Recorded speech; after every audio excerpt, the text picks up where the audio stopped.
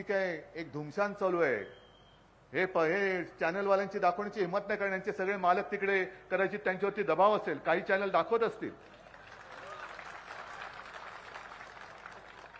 पण मी तुम्हाला मुद्दामून सांगतोय, तिकडे हजारो लाखो शेतकरी आपल्या दिल्लीत, आपली हक्काशी दिल्ली, आपण काय म्हणतो दिल्लीवरती, दिल्लीच्या तख्तावरती आम्ही भगवा फडकू, ते दिल्लीचं तख्त, त्या दिल्लीच्या वेशीवरती लाखो शेतकरी जमले. दिल्लीमध्ये जायचंय, गृहमंत्र्यांना भेटायचंय, पंतप्रधानांना भेटायचंय. का भेटायचंय? तर स्वामीनाथन आयोगाच्या शिफारशी लागू करा, आम्हाला हमी भाव द्या, आमचं कर्ज माफ करा, आणखीन त्यांच्या ज्या काय असते दिवसा आम्हाला वीज द्या.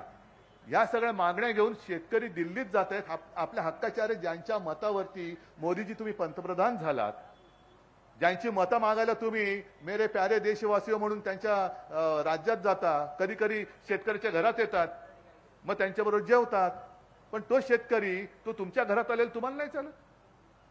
आज संपूर्णपणे दिल्लीच्या वेशीवरती सैन्यच जणू काही उभं केलेलं आहे. म्हणजे ज्या सैन्यानी आपल्या देशाचं रक्षण चीन पासून करायचं, पाकिस्तान पासून करायचं, ते सगळे सैनिक याच शेतकऱ्यांची मुलं आहेत. ही ज्या शेतकऱ्यांना तुम्ही अडवताय त्यांचीच मुलं ही पोलीस आणि सैनिक आहेत, आणि त्यांनाच त्यांच्या आई वडिलांना रोखायला तिकडे पाठवते तुम्ही. मग खेळे काय पसरलेत, तारेचं कुंपण काय घातलंय, मोठ्या भिंती काय तिकडे उभा केल्या आहेत, बॅरिकेड्स उभा केलेले आहेत, अश्रुधूर तिकडे फोडला जातोय. अश्रुधूर, पण अश्रुधुराची नळकांडी, म्हणजे ज्या शेतकऱ्याला सगळ्या परिस्थितीमध्ये त्याच्या डोळ्याला अश्रूच्या धारा लागल्यात, आणखीन त्याच्यावरती अश्रुधुराचा मारा करतोय. हे असं राज्य तुम्हाला पाहिजे, परत पाहिजे? हे मोदींचं स्वप्न, शेतकऱ्यांवरती अत्याचार करणं, हे मोदींचं स्वप्न. हा माझा विकसित भारत, ज्याचा हक्क माझ्या भारतावरती आहे, त्या माझ्या शेतकऱ्यावरती तुम्ही लाठ्या चालवता, अश्रुधूर मारता, फोडतात, कदाचित गोळीबार सुद्धा करतील. पण आता सर्व शेतकऱ्यांनी, म्हणजे केवळ महाराष्ट्रातल्या नाही तर देशातल्या सर्व शेतकऱ्यांनी एक होऊन शेतकरी म्हणून यांना, ज्या मातीत तुम्ही सोनं पिकवता त्या मातीत यांना गाडण्यासाठी शेतकरी म्हणून एकत्र येण्याची गरज आहे. यांना दाखवलं पाहिजे, अरे त्या मातीतनं जे काही सोनं उगवतं त्याच्यासाठी मी राबतोय, मी म्हणजे शेतकरी. नांगरणी करावी लागते, पेरणी करावी लागते, डोळ्यात तेल घालून संपूर्ण काळजी घ्यावी लागते, म्हणून तुम्ही तुमचे सगळे जे काही चोचले ते पुरवता. 80 कोटी लोकांना फुकट धान्य, कोण पिकवतं ते धान्य? मोदी नाही पिकवत त्यांच्या परसामध्ये. मोदींच्या बागेतलं अन्न जे आहे ते देशातल्या 80 कोटी कुटुंबांना नाही फुकट दिलं जात. हे शेतकरी जे पिकवतात धान्य ते तिकडे दिलं जातं, आणि त्या शेतकऱ्यांच्या मागण्या, तुमच्यामध्ये एवढी माणुसकी आता शिल्लक नाही राहिली की कोणीतरी जाऊन त्याला भेटायला पाहिजे. देशाचे गृहमंत्री आहेत अमित शहा, आमच्या राज्याचे आहेत देवेंद्र फडणवीस, त्यांचं कोणत्या शब्दात वर्णन करावं तेच मला कळत नाही.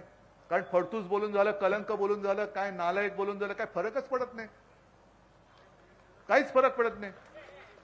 म्हणजे आता ते एवढं असे झाले, बेगुमानपणाने वागतायत, निर्लज्जम सदा सुखी.